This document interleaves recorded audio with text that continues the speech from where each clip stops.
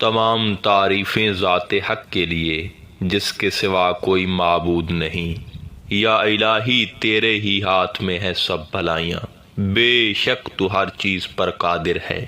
اور ہر دم ہر ساتھ ہزاراں ہزار از حد بے شمار درود و سلام ہو محمد و آل محمد پر، اصحاب محمد پر۔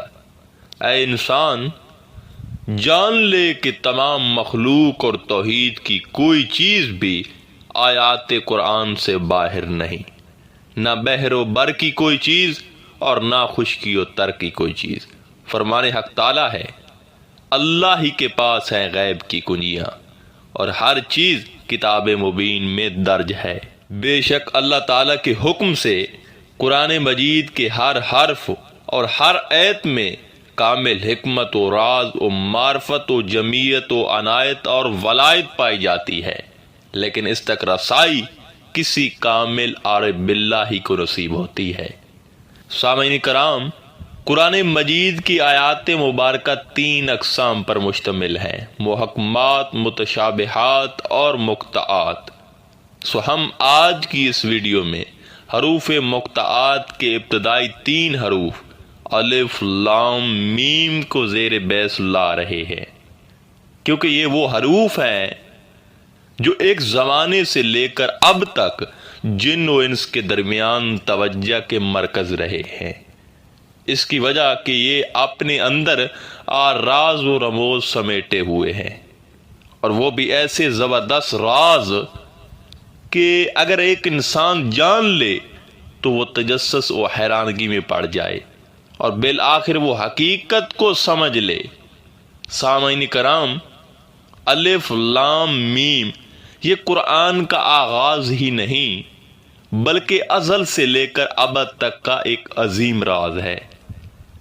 آپ کے علم میں ہونا چاہیے کہ کائنات کی حقیقت اور جس پر کائنات کھڑی ہے اسے واحد لا الہ الا یعنی نفی اثبات کہتے ہیں، اور اثبات یعنی الہ اور اللہ دونوں کا حرف آغاز الف ہے، جبکہ نفی یعنی لا اور الہ پر غور کریں تو لام کے ساتھ بھی الف ہی ملا ہوا ہے۔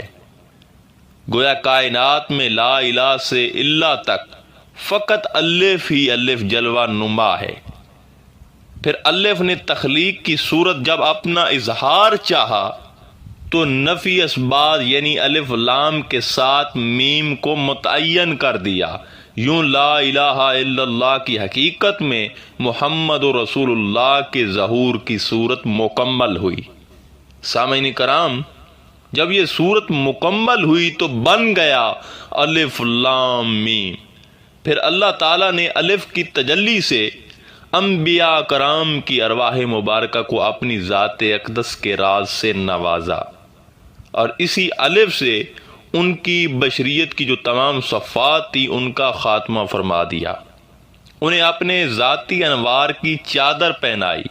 جب انبیاء کرام نے انوار کی چادر پہن لی تو پھر اللہ تعالیٰ نے انہیں اپنے معجزات کے ظہور کے ساتھ خاص فرما لیا، یعنی ان کے ہاتھوں پر معجزات کے ظہور کو مقرر فرما دیا گیا، جبکہ اس ذات نے لام کی تجلی سے قلوب عارفین کو یعنی اولیاء کو اپنی صفات عالیہ کے راز سے نوازا ہے، جس کے نتیجے میں ان سے قدورات فنا کر دی گئی اور انہیں اپنی صفات جمیلہ کا لباس پہنایا، یعنی وہ تخلقو بخلاق اللہ کے مظہر بن گئے۔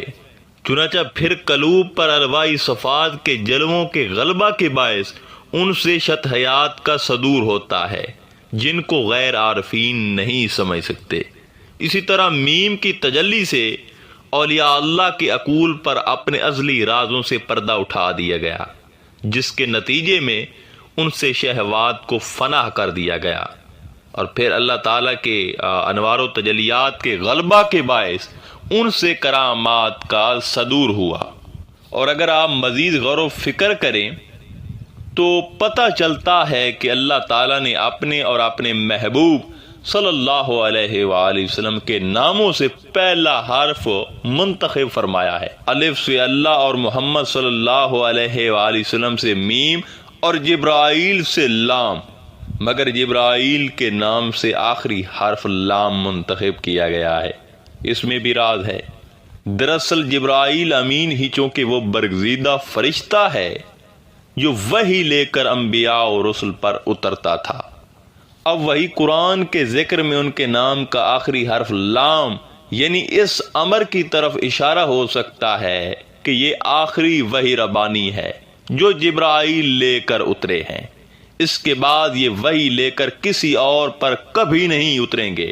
الغرض وہ سلسلہ نزول وحی جو اللہ تعالیٰ نے بواسطہ جبرائیل انبیاء کرام اور رسل اعظام پر شروع فرمایا تھا اب بحث محمدی پر ختم کیا جا رہا ہے، اور حضرت محمد صلی اللہ علیہ وآلہ وسلم کے بعد نہ کوئی نبی اور رسول آئے گا اور نہ کوئی وحی اترے گی۔